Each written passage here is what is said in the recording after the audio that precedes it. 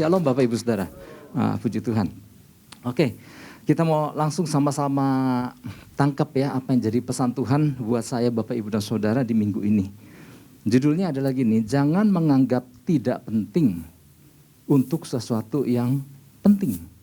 Wow. Saya ulangi, jangan menganggap tidak penting untuk sesuatu yang penting. Ya. Bapak Ibu Saudara, belum lama pesan Tuhan minggu lalu ya, bahwa kelemahan manusia termasuk orang percaya mengapa seringkali enggak atau belum menikmati apa yang seharusnya ia nikmati. Salah satunya penyebabnya adalah kurangnya persistensi. Ya, saya sedikit ulang apa yang jadi pesan Tuhan minggu lalu. Kurangnya persistensi. Kurangnya daya juang untuk mengejarnya. Ya. Namun ternyata Bapak Ibu Saudara, masalahnya bukan manusia enggak memiliki persistensi. Persistensi itu ternyata ada di dalam setiap diri manusia. Persistensi itu ada di dalam setiap diri orang percaya. Yang terjadi adalah cuma salah pengejaran aja. Mengejar yang seharusnya tidak mengejar yang seharusnya dikejar, tapi mengejar yang seharusnya tidak dikejar. Cuma bicara soal skala prioritas. Kadang orang menghabiskan energi untuk sesuatu yang kurang penting. Tapi untuk sesuatu yang penting dia nggak memfokuskan, menaruh energinya di situ. Nah Bapak Ibu Saudara, melalui pesan ini yang Tuhan berikan, kita akan sama-sama belajar. Untuk tahu bahwa kalau belajar memahami, kalau kita sadar itu penting. Kenapa kita enggak memfokuskan diri kita pada hal yang penting itu. Jangan kita salah, sebagai orang percaya jangan salah memfokuskan diri gitu maksudnya. Mengejar sesuatu yang sebetulnya enggak penting-penting amat. Bukan artinya saya meremehkan itu, tetapi ini bicara memahami mana yang penting dan mana yang enggak penting. Oke, untuk lebih memperjelasnya ya, nanti semakin kita dengar seharusnya semakin mudah-mudahan semakin jelas. Kejadian 25 ayat 34. Jadi jangan sampai sesuatu yang penting dilepas, yang enggak penting kita kerjain gitu. Nah ceritanya di sini. Nah ini kisah tentang Esau dan Yakub.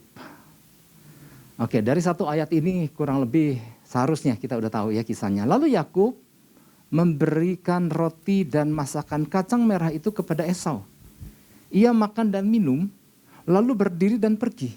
Demikianlah Esau memandang ringan hak kesulungan itu. Wow, ini tentang Esau dan Yakub. Saya percaya setiap kita udah paham banget kisah ini. Tentang Esau yang menjual hak kesulungannya kepada Yakub. Nah, ini ada sesuatu yang menarik Bapak Ibu Saudara. Melalui pesan ini kita sama-sama belajar ya.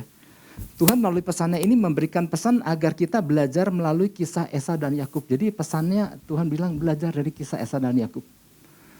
Dari kisah Esau dan Yakub, bukan semata-mata dari dua pribadi Esau dan Yakub aja. Jadi dari kisah Esau dan Yakub ini ada banyak hal-hal yang pribadi-pribadi yang kita bisa pelajari.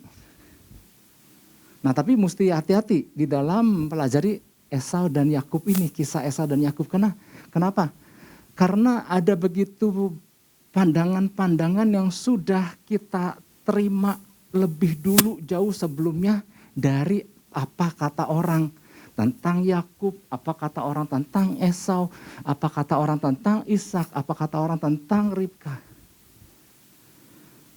Nah, jadi sebelum kita melangkah lebih jauh, kita harus sepakat dulu. Harus apa? Sepakat. Sepakatnya harus setia dengan teks, setia dengan apa yang tertulis. Jadi jangan ada pandangan-pandangan yang anggapan manusia, tapi nggak tertulis gitu. Jadi artinya gini, di dalam membahas kisah Esau dan Yakub, mari kita tempatkan masing-masing tokoh seperti yang Tuhan katakan tentang tokoh itu. Bukan seperti yang kita katakan tentang tokoh itu. Bukan seperti yang para pengkhotbah seringkali bicara tentang tokoh itu. Jadi gini, supaya enggak nanti berhari-hari katanya tentang Yakub tuh begini, katanya tentang Esau bukan katanya. Tapi mari kita sama-sama lihat apa kata firman tentang tokoh ini. Ya jadi kita belajar apa yang ada tertulis. Nah seringkali di dalam mempelajari kisah Esau dan Yakub, para pengkhotbah ya, siapapun pengkhotbah yang pernah kita dengar, sudah dipengaruhi oleh pendapat para pengkhotbah lain. Nah jangan sampai kita nanti menyampaikan lanjutan dari pesan ini besok, lusa, dan selanjutnya kita memberikan sebuah pendapat dari apa kata orang. Oke, misalnya gini, bahwa Yakub itu sudah dicap sebagai penipu. Jadi kalau bicara Yakub adalah penipu dan arti kata Yakub adalah penipu. Nah, cek lagi, betul nggak arti kata Yakub itu penipu? Ternyata arti kata Yakub adalah seorang yang memegang tumit. Nah, jadi Yakub itu karena kisahnya berkisar tipu menipu, maka Yakub adalah penipu. Ya. Kemudian Ribka pun dicap sebagai penipu.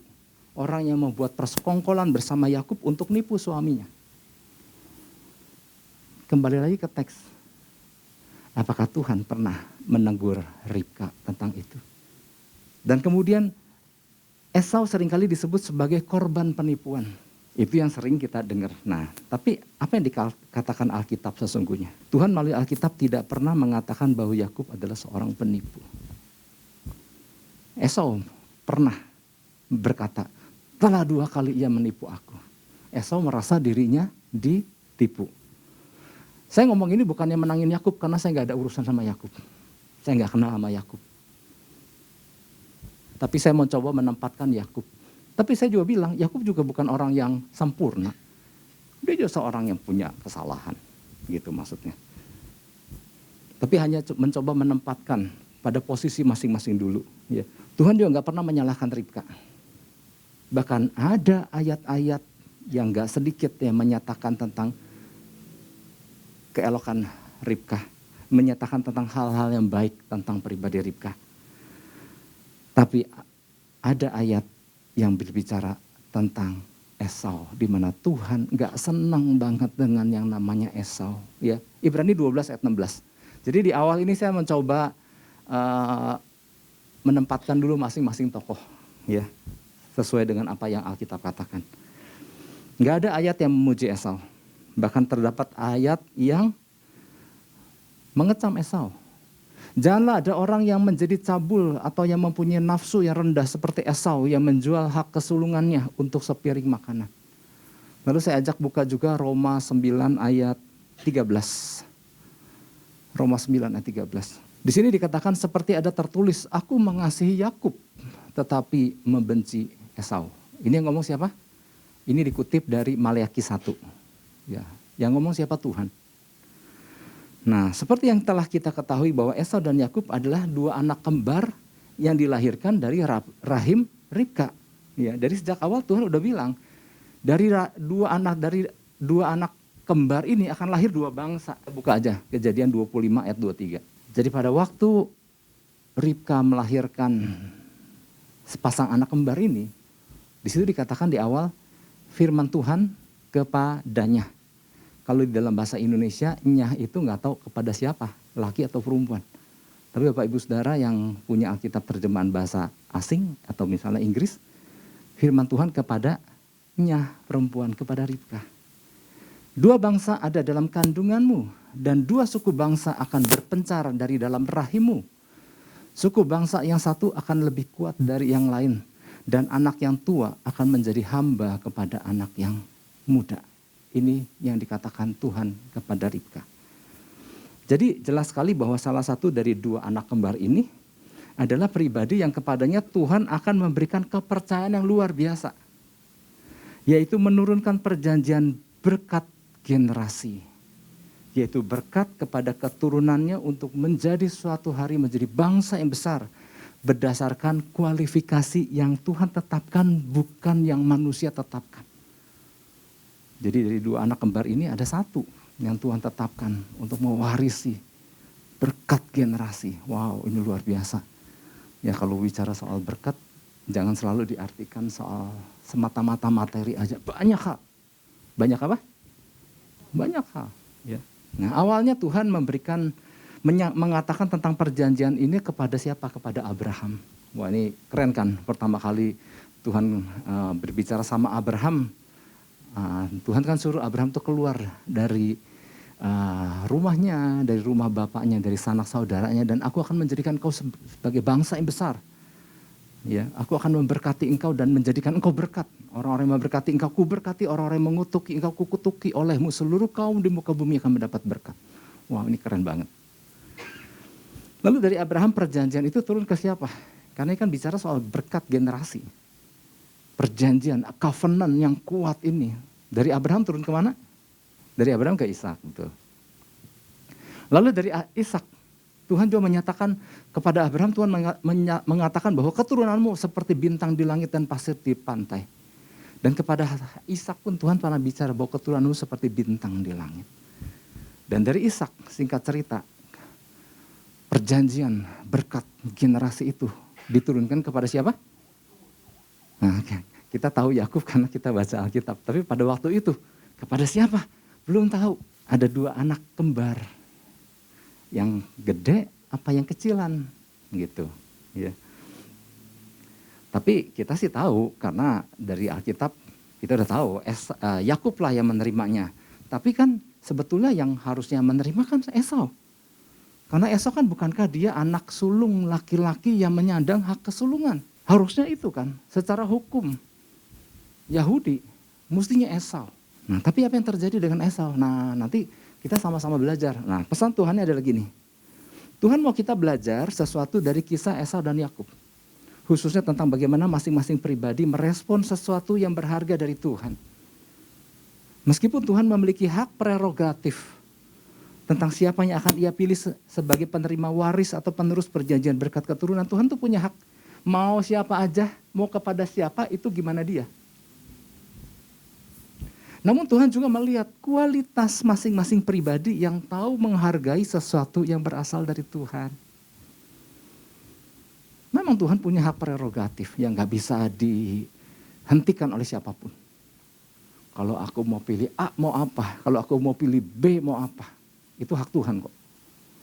Tapi ingat Tuhan juga bisa menilai kualitas masing-masing pribadi. Apakah ia layak menurut pandangan Tuhan untuk menerimanya. Ya. Nah Tuhan mau kita menjadi orang percaya yang bisa melihat sesuatu yang penting di saat sesuatu yang penting itu mungkin tidak terlihat penting atau belum terlihat itu penting. Diulang ya. Tuhan mau kita menjadi orang percaya yang bisa melihat sesuatu yang penting di saat sesuatu yang penting itu mungkin tidak terlihat penting atau belum terlihat penting. Tapi kita udah bisa melihat bahwa itu penting. Orang lain mungkin lihat itu enggak penting.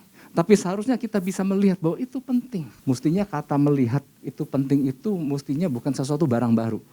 Sepanjang visi 2022 kita adalah prajurit-prajurit yang bisa memandang jauh ke depan. Orang lain gak bisa pandang jauh depan tapi kita seharusnya sudah bisa memandang jauh ke depan. Nah Tuhan mau juga kita menjadi orang percaya yang tahu bertindak tepat di dalam memperjuangkan sesuatu yang kita tahu bahwa itu adalah hal penting. Tahu memperjuangkan sesuatu kalau tahu itu penting. Oke. Langsung ya beberapa prinsip yang perlu kita pahami berkaitan dengan pesan Tuhan ini.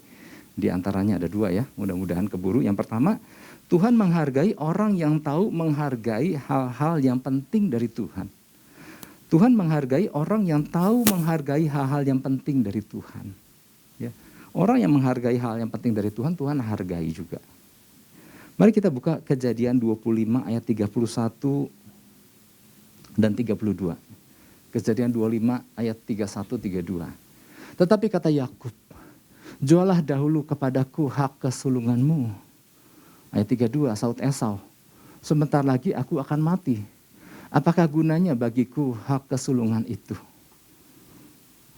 Nah di bagian ini kan kalau di Alkitab kan begitu selesai cerita kelahiran mereka langsung masuk ketika mereka udah besar dan ada kisah adegan ini. Kisah tentang bagaimana Esau menjual hak kesulungannya demi semangkok kacang merah. Yakub yang lagi masak kacang merah dan tahu bahwa Esau datang, Yakub bilang jual dulu hak kesulunganmu. Oke. Bagi orang Yahudi Bapak Ibu Saudara, hak kesulungan adalah pemberian Tuhan yang sangat penting dan berharga. Biasanya melekat pada anak laki-laki pertama di dalam sebuah keluarga. Wow, ini keren. Orang yang punya hak kesulungan ini keren. Meskipun misalnya bapaknya punya istri misalnya lebih dari 1. Dan di istri kedua, istri ketiga juga punya anak sulung laki-laki. Tapi tetap yang disebut orang anak yang berhak menyandang hak kesulungan adalah anak sulung laki-laki dari istri pertama. Jadi kuat ya, orang yang anak yang memegang hak kesulungan itu wow, luar biasa. Nah dalam budaya Yahudi yang menganut paham, Yahudi kan menganut paham patrilineal ya, patriarki. Di mana pria punya derajat yang lebih tinggi. Nah, seorang yang menyandang hak kesulungan ini memiliki kebanggaan yang luar biasa, Bapak Ibu Saudara. Dia bukan mewarisi ya, dia punya berbagai hak istimewa.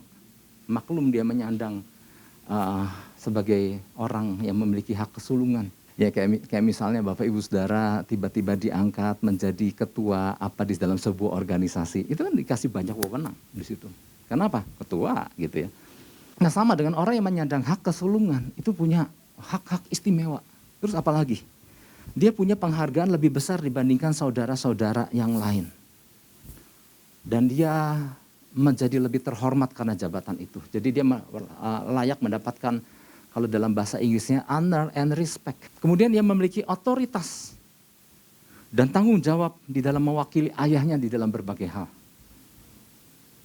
Punya otoritas di dalam memerintahkan sesuatu kepada adik-adiknya. Punya otoritas di dalam mewakili ayahnya.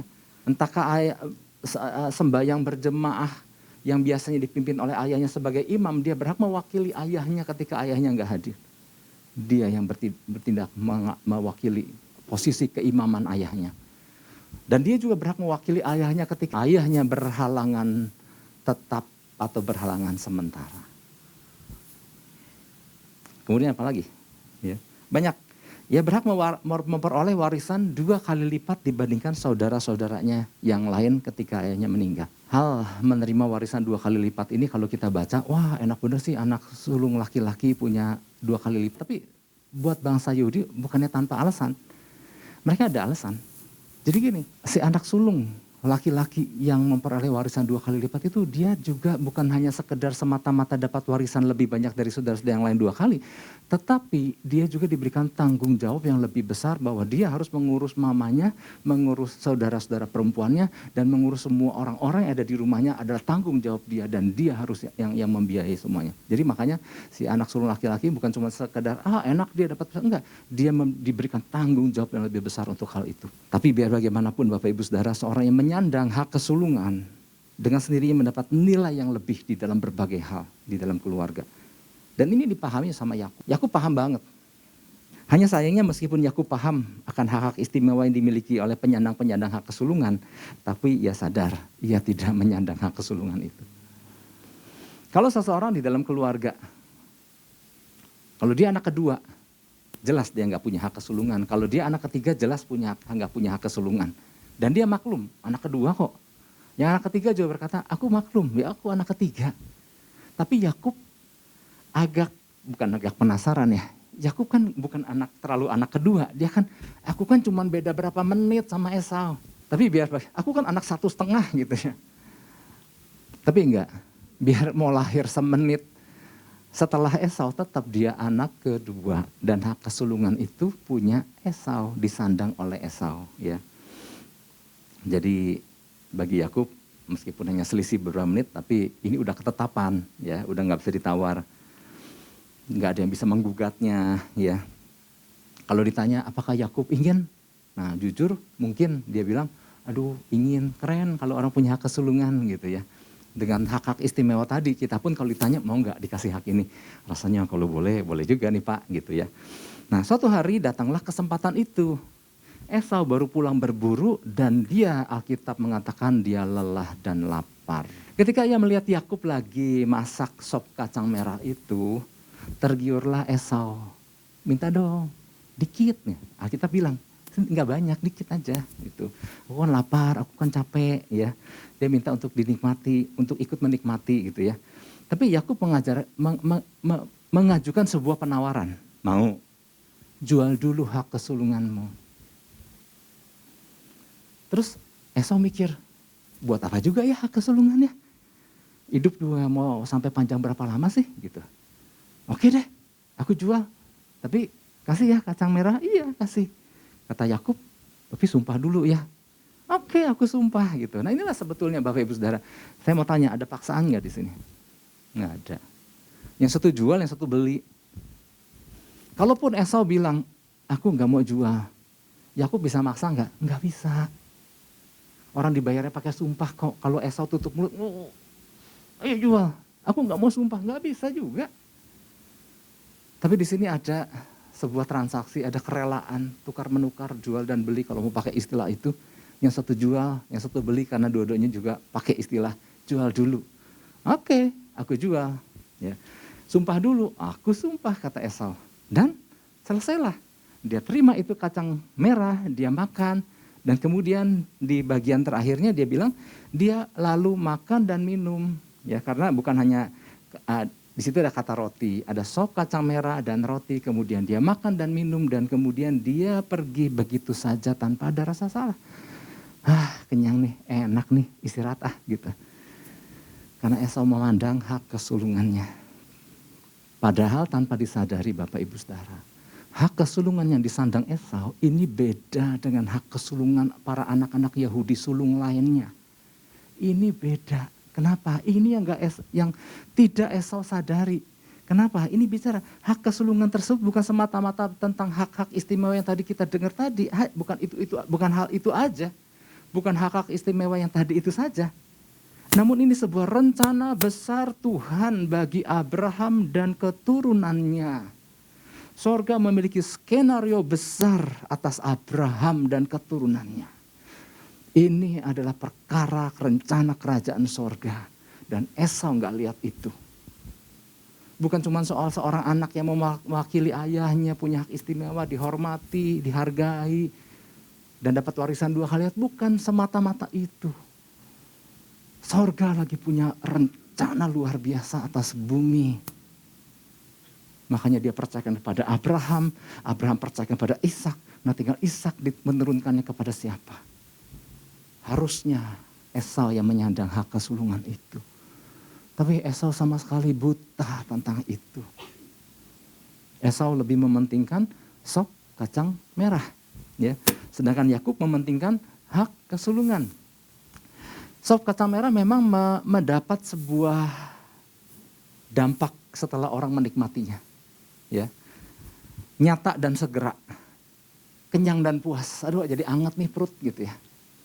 Tapi hak kesulungan, setelah Yakub menerima hak kesulungan, hasil Esau bersumpah untuk memberikan hak kesulungan kepada Yakub, apakah Yakub menerima sesuatu?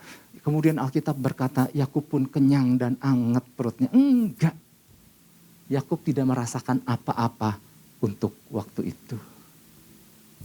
Esau langsung enak, mungkin dia langsung pulas tidur. Nggak tahu ya, Alkitab kan nggak, tadi kan bilang Alkitab nggak catat. Nah ini ada yang bisa lihat, ada yang nggak bisa lihat. Sop merah mendatangkan keuntungan nyata dan segera, sedangkan hak kesulungan mendatangkan keuntungan yang baru nyata pada saat nanti di masa depan. Tapi dia sudah bisa melihat jauh ke depan. Dengan kata lain, sop merah membawa kepuasan sesaat, sedangkan hak kesulungan membawa manfaat yang nanti suatu hari, di hari-hari ke depan.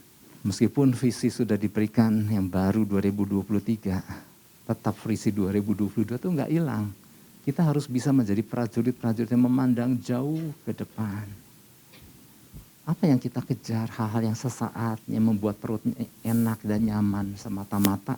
Ataukah kita juga mengetahui ada hal penting di dalam hal kerajaan sorga. Jadi masing-masing pilihan mencerminkan karakter masing-masing pribadi. Esau mungkin ya tipe yang gak sabar, ia lebih memilih sop merah karena langsung memuaskan seleranya. Sementara hak kesulungan masih lama, faedahnya apa? Kan Alkitab juga bilang apa sih untungnya bagiku. Nah jadi Esau terlalu meremehkan hak kesulungannya dan menjualnya dengan harga yang murah. Dia jual murah banget loh. Kalau Esau misalnya menetapkan suatu harga yang rada mahal, mungkin Yakub, wah tapi ini berharga nih, coba bentar ya. Kacang merah nggak mau, enggak, aku mau yang lebih mahal. Mungkin Yakub akan berusaha untuk mendapatkannya. Ya, Yesus kan pernah kasih perumpamaan kerajaan sorga. Kalau kita tahu itu ada sesuatu yang berharga, tertanam harta terpendam itu, maka dia jual barang-barangnya demi untuk membeli tanah itu karena di dalamnya ada harta terpendam. Orang yang tahu itu sesuatu yang bernilai, dia rela membayar harga untuk itu. Nah, sama halnya dengan kita sebagai orang percaya. Kita juga telah diberikan hak anak atau hak waris, hak ahli waris oleh Tuhan. Ini luar biasa kan. Nah, ini yang kita harus pahami gitu ya. Ingat Yesus sebagai yang sulung dari Bapa Sorgawi, pewaris tata kerajaan sorga. Dia memiliki hak untuk memerintah atas seluruh umat manusia, sorga dan bumi. Dia memiliki kuasa untuk menyelamatkan semua manusia dari kematian. Wow. Ini anak sulung, ini kan dikatakan Yesus adalah yang sulung. Wow, ini dahsyat. Dia punya semua keistimewaan itu. Dia punya semua hak itu. Nah, untuk membantunya dalam tanda kutip, membantu Yesus di dalam pekerjaannya, Tuhan memilih sebuah garis keturunan, sebuah keluarga. Untuk berbagi berkat generasi kepada seluruh manusia, yaitu Abraham. Jadi kalau kita ngerti duduk persoalannya, wow. Abraham memegang hak istimewa itu lalu mewariskannya kepada Ishak yang kemudian memberikannya kepada Yakub yang seharusnya dalam tanda kurung harusnya kepada Esau.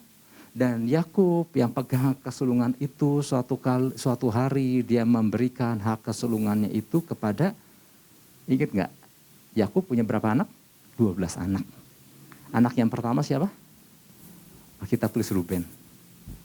Tapi hak kesulungan itu diberikan kepada Efraim. Sebetulnya harusnya kepada Ruben kan. Ya, kalau bicara anak sulung secara fisik ya Ruben gitu. Jadi gini, yang saya mau nyampaikan adalah gini. Ternyata apabila kita perhatikan, ternyata hak kesulungan itu tidak otomatis turun ke anak laki-laki sulung. Saya nggak berdasarkan hukum Yahudi, tapi ini mulai masuk ke dalam hukum rohani. Ternyata apabila kita perhatikan, ternyata hak kesulungan itu tidak otomatis turun ke anak laki-laki sulung. Tapi Tuhan punya kriteria, penyandangnya harus seorang yang paham makna dan tujuannya dan menghargai untuk bisa menyandangnya.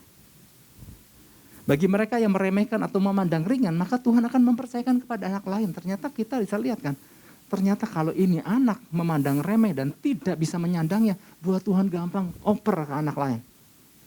Waktu Esau memandang ringan, Yakub dapat. Waktu Yakub sebagai ayah dia waktu memberikan hak kesulungannya, ternyata Ruben. Ruben kan, saudara tahu masalahnya Ruben? Ini kan masalah ranjang.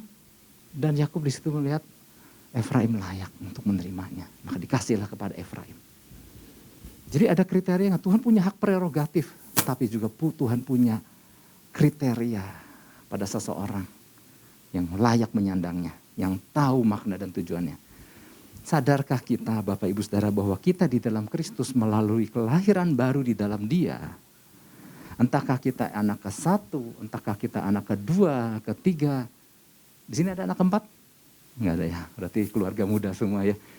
Kalau saya nanya ke generasi orang tua saya, siapa anak keempat? Ada. Anak kelima ada, keenam ada, 12 soalnya. Apalagi ke bagian nenek dari pihak mama, ada 18. Udahlah, ini kelamaan waktunya. Oke, lanjut. Nah, sadarkah kita bahwa di dalam Kristus melalui kelahiran baru, kita ini entahkah anak ke-1, kedua, ketiga, entahkah kita bergender laki dan perempuan, hanya ada 2 gender di Alkitab, kita semua ada di dalam Kristus adalah anak-anak yang menyandang hak kesulungan, katakan amin. Karena Kristus Yesus itu adalah yang sulung dan terutama dari segala sesuatunya. Wow, ini keren banget Bapak Ibu Saudara. Nah, sebagai orang-orang anak-anak Tuhan, orang-orang percaya yang punya hak kesulungan, kita punya hak istimewa. Hak apa? Hak istimewa. Yang mana tadi honor and respect itu tetap gak hilang dari kehidupan kita. Oleh sebab itu sandang baik-baik. Ya, beberapa hak yang bisa kita nikmati. Kita punya hak menikmati janji-janjinya. Roma 8 ayat 17, jika kita ada anak maka kita adalah ahli waris orang-orang yang berhak menerima janji-janji Allah. Wow, keren banget ini Bapak Ibu Saudara. Ada berapa banyak sih janji Tuhan? Ada ribuan, belasan ribuan, puluhan ribu. Punya hak istimewa untuk melaksanakan kehendaknya. Kita juga punya hak istimewa, hak untuk mendekat dan untuk mengalami Tuhan di hadiratnya. Dan berhak untuk mendapatkan isi hatinya. Kita punya hak untuk mendapatkan perkataannya. Wow. Kita juga dipercayakan, sudah include hak untuk menjadi duta kerajaan sorga dengan segala otoritas dan segala keuntungan-keuntungannya. Kemudian kita juga diberikan hak untuk menyelamatkan orang lain. Kita diberikan hak untuk mencelikan mata orang-orang yang buta. Dan segala keistimewaan, hak-hak istimewa lainnya yang Tuhan sudah berikan kepada kita. Karena kita memiliki hak kesulungan. Nah ini yang lewat pesan ini, poin yang pertama ini kita diingatkan. Saya Bapak Ibu Saudara, menyandang hak kesulungan loh. Katakan amin. Wah ini keren banget. Tapi lihat berapa banyak orang percaya yang dalam tanda kutip, kok pakai tanda kutip ya? Mau kutip mau nggak kutip, kadang-kadang ada nggak sedikit orang percaya menjual hak kesulungannya hanya untuk memperoleh sesuatu yang sifatnya sementara, daging dan segera. Sebetulnya gini, ada dua istilah. Sebetulnya yang dikatakan menjual hak kesulungan itu sebetulnya nggak banyak, hanya ada pada kasus-kasus tertentu aja yang namanya menjual. Ya, misalnya gini. Seperti melepaskan Kristus untuk jabatan. Ya, ada gembala di sebuah gereja yang akhirnya berpindah kepercayaan demi untuk mengejar hal-hal yang lain. Melepaskan Kristus untuk jabatan, untuk mendapatkan posisi dalam sebuah wadah, untuk mendapatkan pasangan, entah dapat istri atau suami, beda kepercayaan, lepas Kristus, ya. Kemudian untuk popularitas, demi untuk berbagai kemudahan banyak, nggak sedikit orang jual Kristus, jual hak kesulungan itu. Tapi saya mau katakan tadi di awal, ternyata yang menjual itu nggak terlalu banyak, hanya kasus-kasus tertentu, karena satu udah terlalu banyak. Tapi yang banyak adalah yang memandang ringan hak kesulungan. Berapa banyak orang percaya memandang ringan hak kesulungan tersebut. Memandang ringan jangan dianggap sebagai hal yang sepele. Esau hanya gara-gara sepiring kacang merah itu tercatat di Alkitab dari selama-lamanya sampai selama-lamanya. Dan Alkitab mencatat bahwa dia memiliki, Esau adalah pribadi yang cabul dan rendah. Karena dia menjual hak kesulungannya. Alkitab yang catat itu. Kemudian Ruben gak dapat hak kesulungan itu gara-gara urusan ranjang. Ya ini artinya gini, banyak hal-hal kategori-kategori yang setara dengan urusan ranjang. Banyak hal kategori-kategori yang setara dengan urusan jual demi untuk semangkuk kacang merah. Banyak yang memandang ringan akan hal itu, sayang. Ya. Nah itulah sebabnya Bapak Ibu Saudara, yang pertama ini kita yuk belajar bahwa ternyata banyak hal penting loh yang Tuhan percayakan di dalam kehidupan saya Bapak Ibu dan Saudara. Katakan amin, kita beri tepuk tangan dulu buat Tuhan Yesus. Nah pegang erat-erat ya, laksanakan apa yang seharusnya dilaksanakan, lakukan. Kalau kita tahu kita bisa memandang itu penting, yang mungkin orang lain bilang gak penting amat sih kalian lakukan. Enggak, aku bisa melihat. Bukan hanya dengan mata jasmani aja, tapi aku bisa melihat dari kacamata kerajaan surga bahwa apa yang aku lakukan itu penting. Itu yang pertama. Yang kedua, kalau yang pertama Tuhan menghargai orang yang tahu menghargai hal-hal yang penting. Yang kedua Tuhan menghargai orang yang rela menanggung resiko atas kepercayaannya sama Tuhan. Kita buka di dalam, saya ulangi. Tuhan menghargai orang yang rela menanggung resiko atas kepercayaannya kepada Tuhan. Kejadian 27 ayat 5 sampai 10. Saya bacakan. Ayat 5 gini. Tetapi Ribka mendengarnya ketika Ishak berkata kepada Esau anaknya. Setelah Esau pergi ke padang memburu seekor binatang untuk dibawa kepada ayahnya. Ayat 6. Berkatalah Ribka kepada Yakub anaknya, telah kudengar ayahmu berkata kepada Esau kakakmu, bawalah bagiku seekor binatang buruan dan olahlah bagiku makanan yang enak supaya ku makan dan supaya aku memberkati engkau di hadapan Tuhan sebelum aku mati. Maka sekarang anakku dengarkanlah perkataanku seperti yang kuperintahkan kepadamu. Pergilah ke tempat kambing domba kita, ambillah dari sana 2 anak kambing yang baik, maka aku akan mengolahnya menjadi makanan yang enak bagi ayahmu seperti yang digemarinya. Ayat 10, bawalah itu kepada ayahmu supaya dimakannya, agar dia memberkati engkau sebelum ia mati. Nah Bapak Ibu Saudara, kita lihat kasus ini harus dari kacamata kerajaan sorga. Tadi kan di awal di poin pertama kita belajar, yuk pandang sesuatu dari cara pandang kerajaan sorga. Jangan dari kacamata manusia dengan kedagingan. Ya. Jadi apabila kita melihat kisah ini dari cara pandang yang benar, maka cara pandang kita terhadap tokoh-tokoh di mana Tuhan sendiri menghargainya, di mana Tuhan juga nggak pernah mengecamnya, harusnya beda cara memandangnya. Banyak orang yang menghakimi Yakub dan mengatakan sebagai penipu. Berapa banyak orang menghakimi Ribka karena dianggap tidak menghormati suaminya dan malah bersekongkol untuk menipunya. Namun apabila kita lihat dari kacamata yang benar Bapak Ibu Saudara, ternyata gini, seperti yang tadi saya sampaikan di poin pertama. Ribka sadar ada skenario kerajaan sorga yang hampir gagal. Karena Ribka dengar langsung dari Tuhan, anak yang tua akan menjadi hamba dari anak yang muda. Karena firman Tuhan berkata kepada Ribka, jadi anak yang muda itu yang seharusnya menerima berkat warisan generasi itu. Tapi dia melihat kok suaminya mau kasih kepada anak yang pertama. Yang kata Tuhan bukan. Jadi kalau itu dibiarkan, maka rencana kerajaan surga gagal. Dan Ribka gak bisa berdiam diri untuk ambil satu tindakan. Nah tindakan yang diambil ini menurut kacamata manusia itu adalah tindakan yang membohongi suami, yang kurang ajar, nipu, pakai anak dan lain-lain. Itu kan kata manusia Bapak Ibu Saudara. Tapi demi untuk menyelamatkan rencana kerajaan surga supaya nggak gagal, maka Ribka sigap ambil tindakan. Saya bukan menangin Ribka karena kebetulan istrinya namanya Ribka, bukan itu. Cuman lagi menempatkan di posisi yang seharusnya. Tapi juga gini, jangan disalahpahami sehingga selanjutnya jangan sampai orang percaya kan kadang-kadang suka nyari celah-celah hukum ya. Pak, jadi artinya saya sebagai istri boleh kan nipu suami gitu ya. Ini kan rencana kerajaan surga, lihat dulu urgensinya. Seringkali nipu bukan untuk membohongi, bukan untuk urusan kerajaan surga. Banyak yang suka pakai untuk keuntungan pribadi, untungan diri sendiri. Ya. Jadi saya nggak berbicara bahwa demi untuk kerajaan surga kita boleh membohongi, bukan. Saya mau katakan gini, untuk kepentingan kerajaan surga, seseorang mengambil sebuah tindakan apapun karena Ribka sadar dia kan udah dipujikan dengan segala keelokan luar dalamnya, dia gak akan mau melakukan itu. Tapi untuk rencana kerajaan sorga dia berani ambil resiko itu. Untuk disalahpahami sama tetangga, sama orang lain, sampai hari ini banyak orang mengecamnya. Buat Ribka apapun resikonya. Jadi itu intinya. Nah kadang-kadang kan kita kalau nggak dijelasin begini, kadang-kadang kan suka ambil celah, berarti ini boleh dong Pak, ini boleh dong. Seperti misalnya gini, kisah Rahab. Boleh dong Pak bohong putih. Sampai di sekolah teologi aja dibahas, berarti kita boleh dong Pak bohong putih. Lihat dulu urgensinya apa, ini kisah Rahab di Yosua 2. Rahab melakukan itu sebetulnya dia sangat beresiko.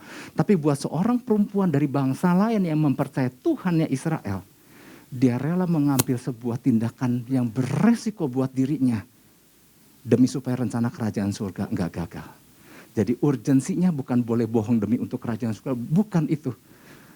Rahab berani melakukan sebuah tindakan demi untuk supaya rencana Tuhan enggak gagal, meskipun resikonya dia mati. Dia kalau ketahuan dia mati itu. Nah seringkali orang kan pakai alasan Pak, Rahab boleh bohong putih, saya pun boleh bohong putih. Urgensinya apa? Kebanyakan bukan untuk urusan kerajaan sorga. Tapi saya mau simpulkan, jangan salah nangkep.